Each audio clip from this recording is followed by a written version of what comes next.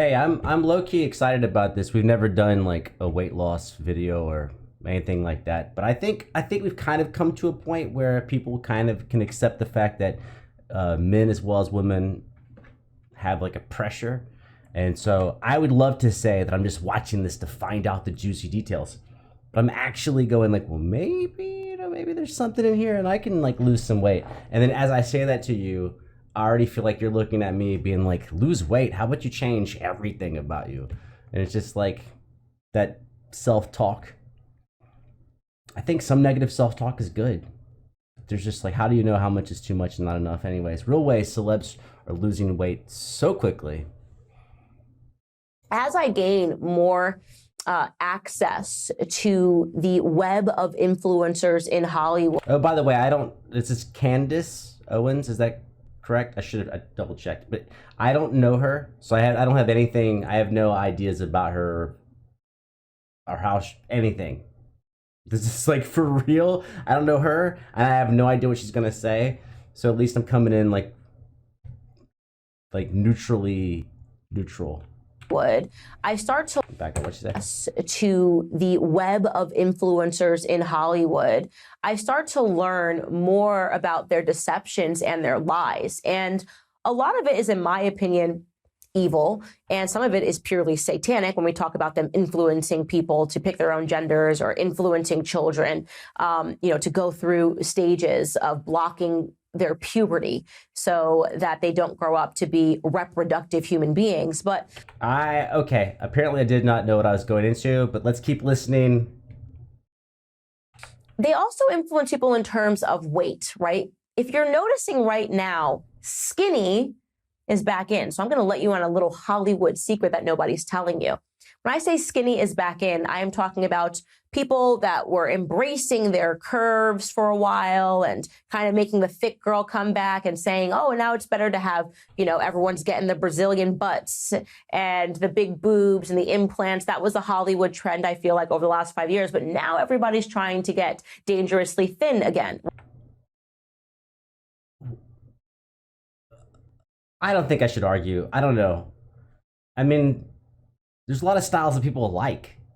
Is it the style that I'm going for or whatever? I don't think that's really necessary. I don't know. It seems like there's a narrative here, but I still want to see like how they're losing weight so quickly. Right? Anorexia is making a comeback. Great, I guess. I guess that's kind of the messaging that's coming from pop culture. And I recently found out that a lot of these influencers are completely lying about how they lost weight. Now, you may just have questions. As just one example, Khloe Kardashian.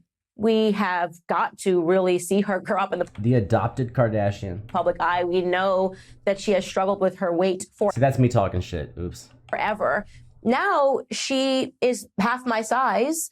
And at the very same time, her and Kim both lost a lot of weight. That is a fact. You can look at pictures around the same time leading up to the Met. I don't trust photos anymore. I don't know. Gala, you'll remember Kim shows up. And we're also talking about people that are kind of beautiful anyways. The Met Gala, and she looks very, very thin, and she's wearing Marilyn Monroe's dress. And people are asking questions about how she lost so much weight to be able to fit into this dress. And she says that she basically just didn't eat and she lost a bunch of weight. Okay, maybe, don't know her personally. That might be true. Strange that she lost all this weight at the same time that her big sister, who has struggled with weight in the public sphere for decades, suddenly dropped a ton of weight. And then you see both of them and they have maintained keeping all of this weight off. And they're very, very thin, to the point that with Khloe Kardashian, I would say it looks unhealthy, right? You're starting to see her veins. She's actually looking older because she's gotten so thin. Okay, there's a lot of opinion in here, man. I still just want to see like the secret. She hasn't told the secret. When guys cut weight sometimes, we get the veininess. People like that. If a girl gets really like skinny, they'll call her anorexic. And it depends. I mean, it depends on what you're like looking at. I mean, we're looking at bone joints sticking out. Are we looking at veins? I don't know if veins is really the way to go. I'm, of course, not a medical expert, but I'm just like, I feel like I came here for the secret and whether or not it's a lie. There's a lot of narrative on like whether or not it's good or bad. I just wanted The title, The Real Way Celebs Are Losing Weight So Quickly, has no narrative in it. It doesn't say good, bad, fake. They are not the only ones. I'm just using them as examples. So recently I found out actually that what's trending over in Hollywood is a shot, an injection that celebrities are getting. Again, I can't attach this injection to Kim and Khloe. I don't know them or any of the other people in Hollywood that are doing this, but you should know about it and draw your own conclusions or make your own speculation about it. It is referred to, it has two names. It's the fact that you like say, I don't care about the Kardashians or whoever. But this is something like I've noticed because I do YouTube things, is that saying famous people's names before you say that it doesn't matter is like, it anchors people's mindset to what you're saying. So I'm like, look, I'm making this video for you. Now, I'm not saying that Biden does it. I'm not saying that Trump does it. I'm not saying that Pence does it. I'm not saying Obama does it. I don't know people that know Pence or Obama or any of those people. I don't know those people. So let's just talk about it. But like, I'm kind of anchoring you to those people and like their level of fame and celebrity. And I don't like it when you just say people's names and then don't say anything particular about it. Wegovy, and it is also Wegovy, Ozempic, but at a higher dose. That's legit. Ozempic is a diabetes medication that turns out for some people curbs appetite suppression. And so I think the Wegovy dose is like 3 to 4 times higher, 2 times higher. It's an injection. I don't take it. Never taken it. I don't have diabetes. But it just turns out it turns out a side effect of this diabetic medication is that for some people it causes a reduced appetite. So they just eat less. Now sometimes that reduced appetite is due to nausea, it's due to like things that you would not find pleasant, but because of the unpleasantness, they tend to eat less. And it's kind of one of the first drugs that's shown to actually cause weight loss, not by causing weight loss itself, but by modifying your behavior by how you feel. And I only know that from Dr. Peter Attia, and I think also Rhonda Patrick. And then also I have people in my family who have diabetes. I'm obviously not a doctor, but yeah. Anyways, let's keep going. Ozempic. I'm writing it down, looking at it right here. Ozempic and Wegovy. Like semaglutide, something like that. And what it is a semaglutide, which is sold under the brand name Ozempic or Wegovy. Yeah, so it's marketed, so this is the marketing in pharmaceuticals. It's Ozempic when it's marketed towards diabetics, and it's Wegovy when it's marketed towards weight loss. But it's the same chemical or same structure. The dosage is different though. Although you may have like a staircasing dosage on Wegovy where you start off at the Ozempic level and then you ramp up to it. But I do believe it is a subcutaneous shot that you have to administer, I think, every week. And what it forces is for the body's stomach to slow down from emptying. It basically makes the individual, once they get this injection, feel like they're full, so they can literally just not eat. So maybe that part of what she's saying could be true if this is what she's doing. So people are starting to get these injections all over. In fact, if you go to the website of Wegovy or Ozempic, it tells you that they're out of stock, right? Because it started over as a trend, and now everyone in Hollywood is demanding to get these injections. These injections cost about $1,500 every time that you are injected. And Variety magazine actually reported on this, reported on so many celebrities that are turning to this drug. And is this the secret? She never actually said this is the secret. Oh, well, now it says it in text, but she's not actually saying the secret. Even went viral on TikTok under the hashtag #MyOzempic journey, which showcased people that were openly taking this drug and then showing their transformations. So this was initially designed, by the way, to help fight the obesity epidemic. So this shot is not for people in Hollywood to look their best before they walk the Met Gala. This shot is actually intended for people that absolutely need to lose the weight because you drop so much weight so quickly. But of course, everything that is back. Is that true? I don't know that that's true. They happen to find out that it triggers weight loss in a repeatable amount of studies, and therefore you can market it to people who want weight loss. I don't. What? How? Back up. How did you phrase that? The Met Gala. This shot is actually intended for people that absolutely need to lose the weight because you drop so much weight. Yeah, I don't know that. Do we? Maybe someone can comment. And are doctors actually going to obese patients who are not looking for weight loss and actually recommending Wegovy for them as a weight loss mechanism? Like, hey, you're not trying to lose weight, or the way you're trying is not working, even though you're not asking for other methods. Are you asking for that's a little weird. The phrasing's a little strange. I think if you're trying to lose weight and you're going in for a pharmaceutical intervention, you're going to ask for it because you've heard about it from someone else or you've seen an ad or something. I don't know the way she's portraying it. I don't know that that's true. I don't know. I'm not in the doctor's room, but like, I feel like her angle is that the doctors are saying it, which makes it feel like it's being overprescribed. Plus, if it gets, I don't know, never mind. Many people go into a doctor's office asking for things they don't need. It could be antibiotics they don't need. It could be tests they don't need, panels they don't need. A certain amount of fear on your own health can trigger you to like actually ask for things just so you can feel calm about it. And then now doctors don't want to let their patients down, so doctors are scheduling scans and blood panel tests and overprescribing things just to make the patients happy. But it's not necessarily nefarious. It's just that when a patient comes in and goes, hey doctor, you're my doctor, this is what I want to feel better about myself, this is what I want to feel calm about myself, the doctors are thinking, not again.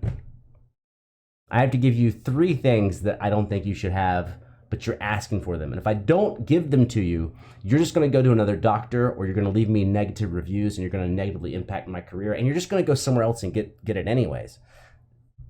I feel like the way she's portraying it is as if the doctors themselves are doing. This is not pain medication. Definitely in pain medication, doctors were getting paid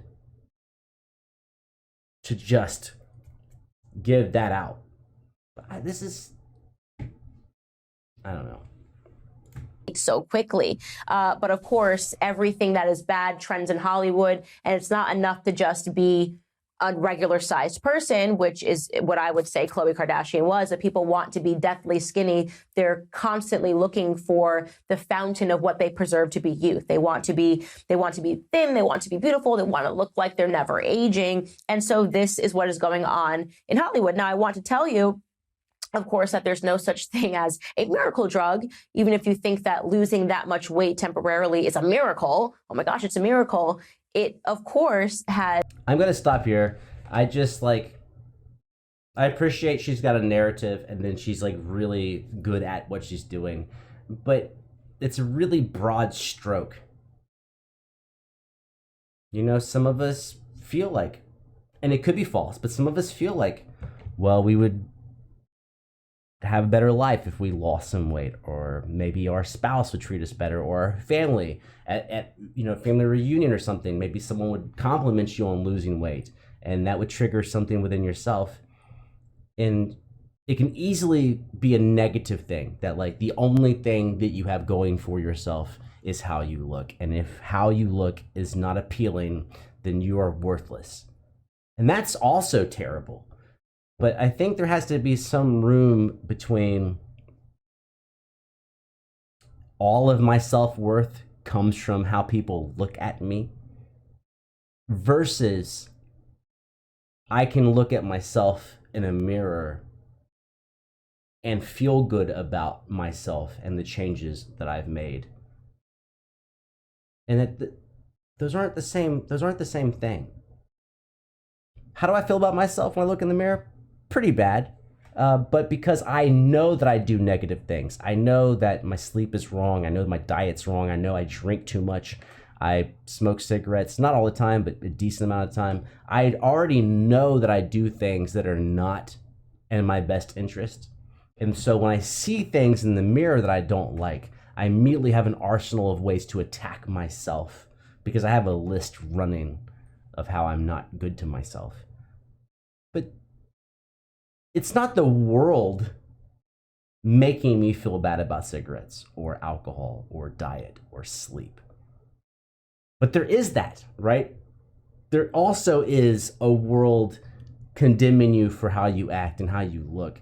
And those both exist at the same time. And I feel like what she's kind of doing is taking both of them and stacking them.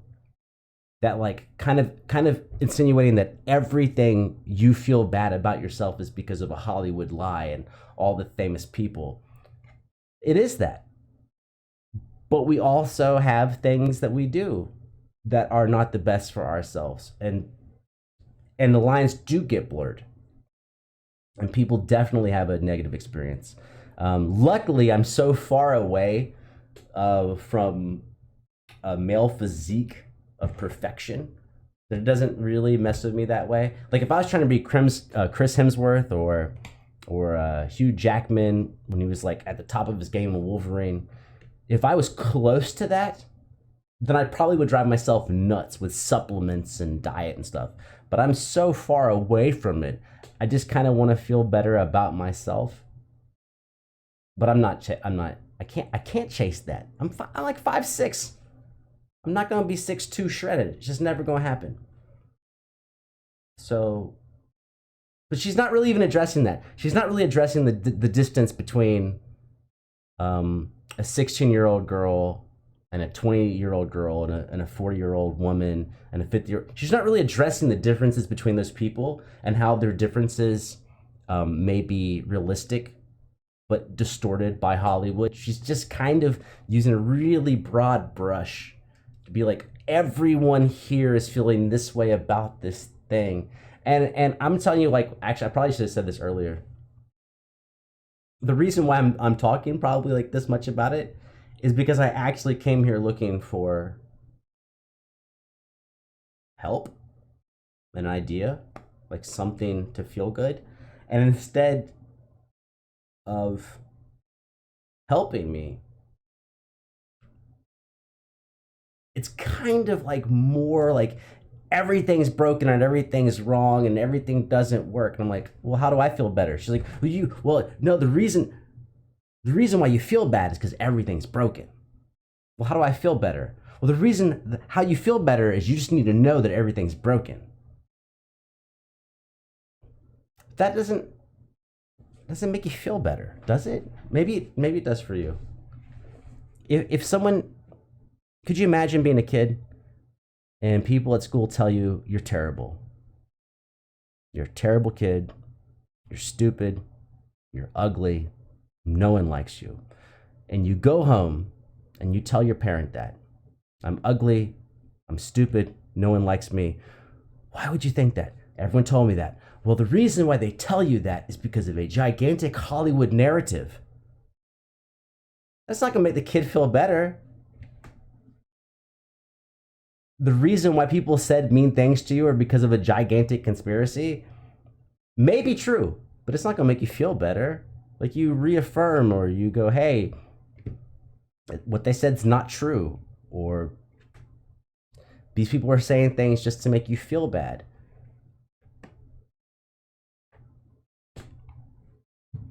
I gotta stop here, man. I came here to like looking for something. Obviously didn't find it. That's just me.